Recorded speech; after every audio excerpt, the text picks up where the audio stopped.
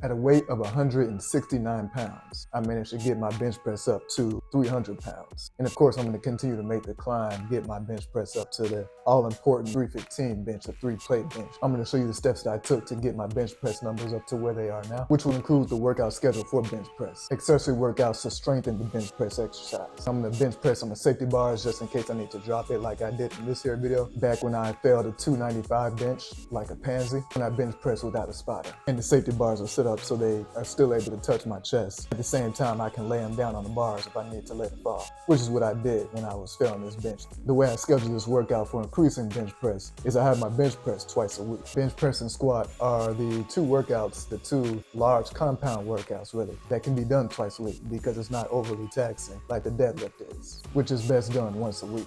And the schedule is structured where I have one bench press with semi-heavy rep ranges, and the second bench press day of that week, lighter but with bench press variations, bench press or chest press variations. And then once that's done, I give myself 3 days before the heavy bench press day again. And on that heavy bench press day, one of the best ways to increase a bench press is, one, before I even get into the workout, I'm going to tell you about the supplement. One, take creatine. I did a video on mistakes to avoid when you're taking creatine, and I had to do it because creatine really just was giving me all kinds of results. And after this video, I'm going to do another video on results of creatine that I got. But right now we're talking about bench press. So creatine will help with strength building, with strength gains on any lift when you take it. Back to the workout for the bench. For the workout portions, one of the best ways to increase your bench press power though is to focus on a lot of heavy value. Choosing weight that's so heavy that you can only bench press it for about 6 to 8 reps. Let's say you go for the full 8 reps in this case. Instead of trying to rep out the full 8 reps, you want to rep it out and stop just short of failure. So about 1, sometimes even 2 reps short of failure. So it's to the point where you're hitting it 6, maybe 7 times, if 8 reps is the max reps that you can do.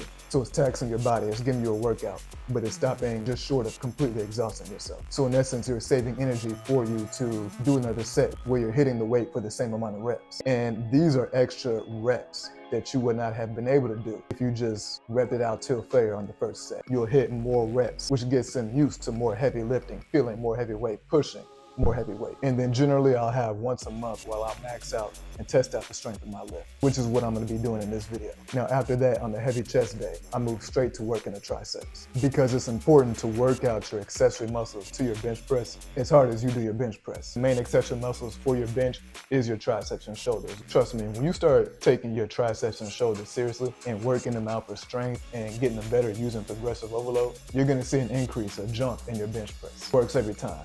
And my favorite way to hit the triceps for strength are doing skull crushes, which I'll do on just a normal bench with the easy bar, which in this case it was not open, so I just do my skull crushes on the bench press. Try to use the same concept of getting in a lot of heavy value. Then when that's done, I move back to chest for the dumbbell chest press. This one I immediately just go right to incline dumbbell chest press, because you don't want to just hit chest. You want to hit the upper chest. And any exercise that's going to target your upper chest is going to target shoulder muscles too, which like I said earlier, is the second accessory muscle to your bench press. And the incline chest press of any variation is going to target chest muscles effectively and target the weak part of your chest, which of course is your upper chest. For the incline dumbbell chest press, I go right into, again, heavy volume using progressive overload. And by progressive overload, I mean when you try to do the same weight than you did last week for 1 or 2 more reps than you did last time. Either that or you do more weight than you did last week for the same reps, whichever, as long as you're progressively overloading. And you know what helps you progressively overload and get stronger?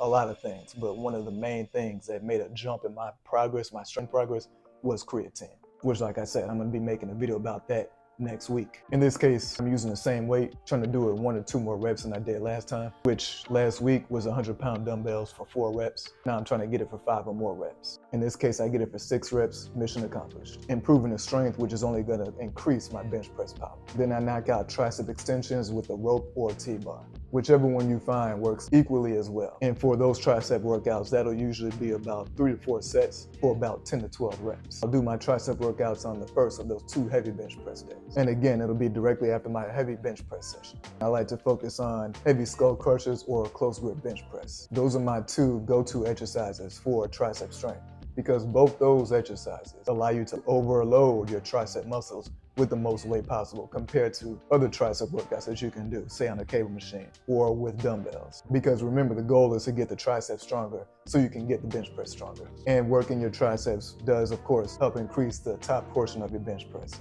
the lockout portion of your bench press. And after that, I'll usually finish the workout with a set of cable chest flies. And this is to emphasize the upper, mid, and lower part of the chest muscle. And of course, because the upper chest is the smallest part of the chest muscle, I'll start with incline chest flies first. And that'll be just to get a little bit more chest muscle hypertrophy, to work the chest muscles harder. But a lot of heavy volume is key for strength gain. But then, like I said, that creatine really helped me to make a jump. But in order to get the most benefits out of the creatine to increase the strength of the bench press to 300 pounds at a body weight of 169 pounds, I had to make sure I was using the creatine the right way. So if you want to see the video that talks about 12 mistakes to avoid when taking creatine in order to make sure you're getting the best out of the creatine, I have that video right here or down there in the description below. Sometimes it's up here, but all the time it's in the description below. So either one, click it, check it out, find out about the 12 mistakes to avoid when taking creatine. Thanks for watching this video, and until next time.